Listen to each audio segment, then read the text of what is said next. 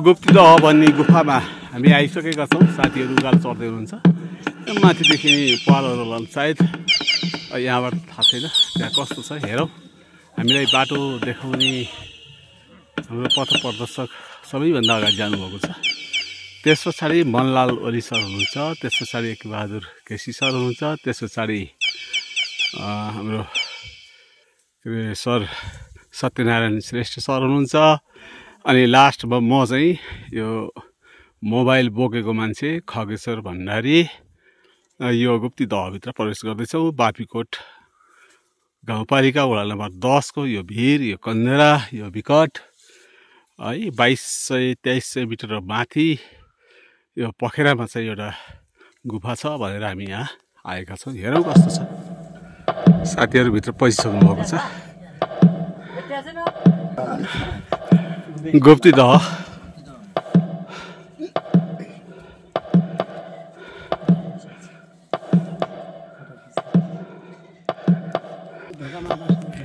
यो गुप्तिदह कि गुप्ती गुफा दह हो। अनि दह कहाँ छ त? पानी भित्र छ। ए त्यहाँबाट पानी देखिन्छ ए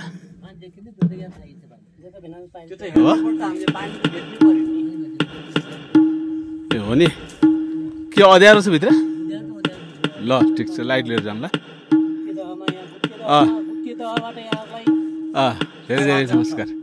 अनि हाम्रो चाहिँ उसले केही भन्नुहोस् न यस बारेमा, स्थानीय पनि पर्नुभयो होइन, हजुरले भनिदिनुहोस्।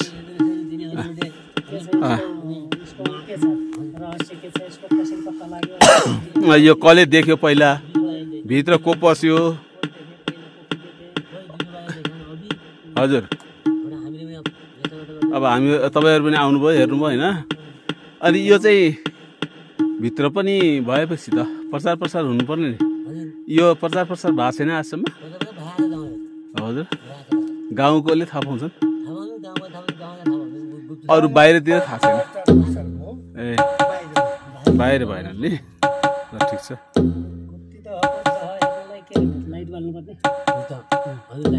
लाइट बालेर जानु पर्यो नि।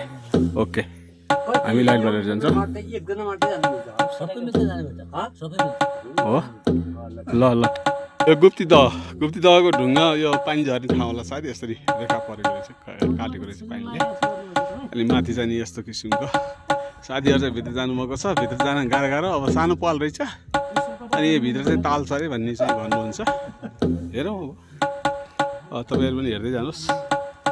यो चाहिँ चढ्ने सिँढी चढ्नलाई पनि गाह्रो छ। म त अब यो दाङमा बसेको मान्छे, छन त दाङमा पनि चमेरे गुफा छ, विशाल गुफा छ, तर यस्तो अप्ठ्यारो चाहिँ छैन, सजिलो छ भित्र पढ्नलाई।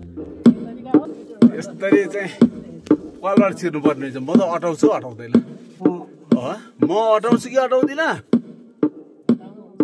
हो ल जानुहोस् हजुर, हजुर पनि जानुहोस्। नाचिनुहोस् है, म लाइट लिएर आउँछु। अनि जुत्ता छोडाउनु पर्ने हो? हजुर ए हो नि। ल ल ल जुत्ता छोडाउनु पर्यो भने ल। यो चाहिँ लाइट बाल्दै यस्तो कि मैले लाइट बालिरहेको छु। साथीहरू चाहिँ जाँदै हुनुहुन्छ भित्र है। अनि ल मेरो पालो हो।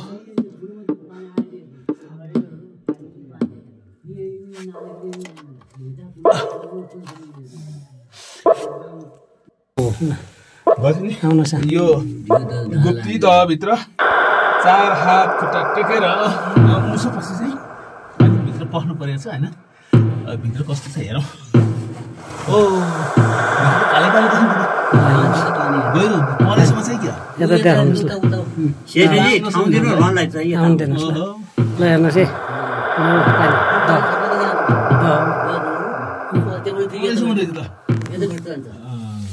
पर पनि देखाइदिनु।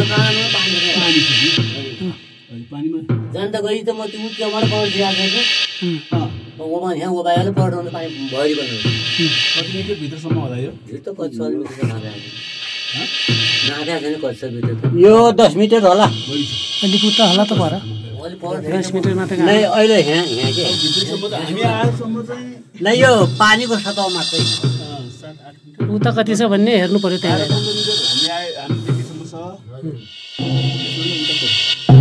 साबुन राखेको छ कि त्यो के हो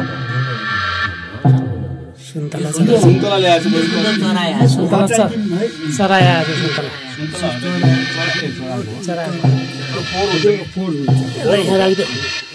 त्यो पनि फाल्ने अगरबत्ती फोहोर गर्नु भएन।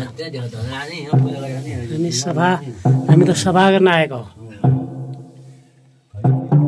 मनलाल ओली बाँकीकोट 10 सिंहलेखको काखमा रहेको गुप्तिदह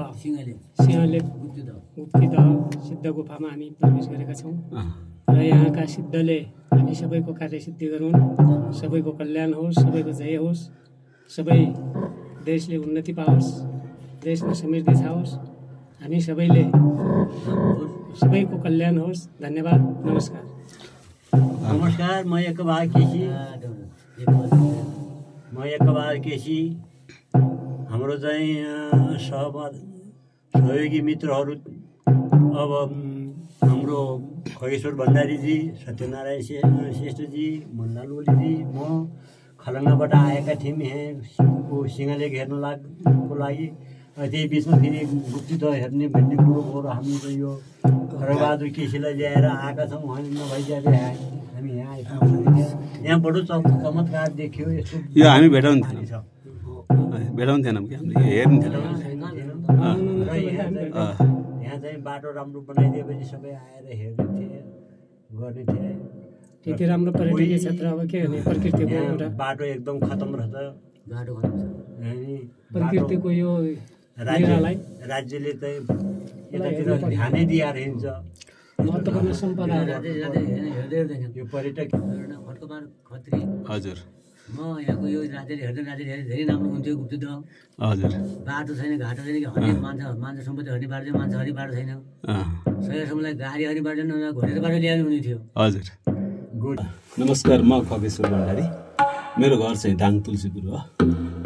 दाङ तुलसीपुर भए पनि यहाँ केही समयदेखि यतै रुकुमतिर बसेको छु र यस्तै विकट ठाउँमा हाम्रो साथीहरूसँग घुम्न जाने अवसर चाहिँ मैले पाउँछु बेला बेलामा। आज यो गुप्तिदह भन्ने ठाउँ बाँफीकोट गाउँपालिका वडा नम्बर 10, यो 42देखि थोरै पश्चिम साइडमा पर्ने गोर्ल्याकोट त्यो ठाउँमा चाहिँ यो गुप्तिदह छ भनेपछि त्यसो भए हेरौँ त। खासमा हामी चाहिँ माथि टपसम्म जानलाई हिँडेको, यहाँ गुप्तिदह छ भनेपछि अनि यता जाउँ त, त्यसो भए यता पनि हेरौँ भनेर आइयो। नभन्दै अचम्म लाग्दो गुप्तिदह, अचम्म लाग्यो। म यहीँबाट के भन्न चाहन्छु भने बाँफीकोट गाउँपालिकाले यसलाई मध्यनजर गरेर केही चाहिँ यसमा सुधार गर्यो भने, आउने जाने बाटोको व्यवस्था लगायतका अरू कुराहरू गर्यो भने, यहाँ केही यसलाई छाँटकाट गर्ने काम गर्यो भने यो असाध्यै राम्रो पर्यटकीय स्थल बन्न सक्छ। किनभने गुफा बाहिरबाट छिर्दा पाल छ, भित्र चाहिँ पानी कुण्ड छ। यो सायद बर्खामा त भरिन्छ होला।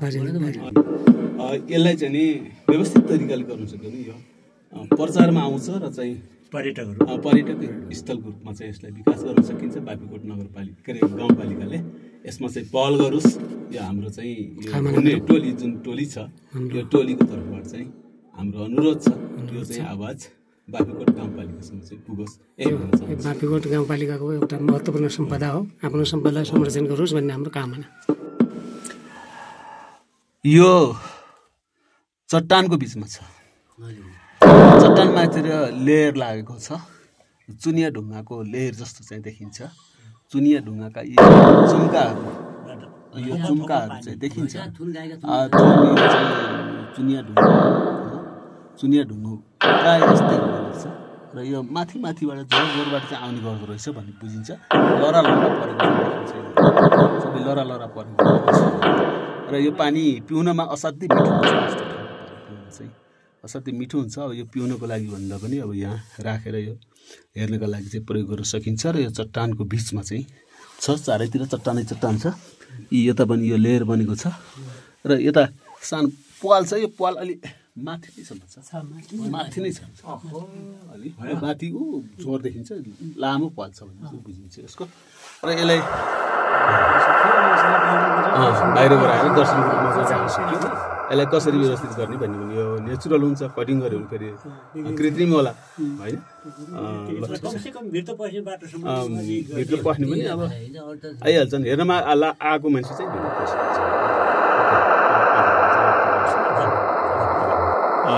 बहादुर केसी चाहिँ भित्रबाट निस्किनु भयो निस्किनलाई बडा गाह्रो छ है ढाडै भाँचिएला जस्तै ढाड घुमाउनु पर्दो रहेछ मैले त ढाड घुमाएर निस्केँ अहिले नहटाएको फिलिङ भयो मलाई गाह्रो छ है सत्यनारायण श्रेष्ठ सर बाहिर निस्किनु भयो निस्किनु अत्यन्त कठिन छ खुट्टा लड्कियो भने ज्यान जोखिममा छ निस्किनु भएको छ अनि उहाँ त अब स्थानीय पर्नुभयो भित्र बाहिर गइराखेको मान्छे पर्नुभयो कति सजिलो झर्नुहुन्छ हामीलाई गाह्रो भयो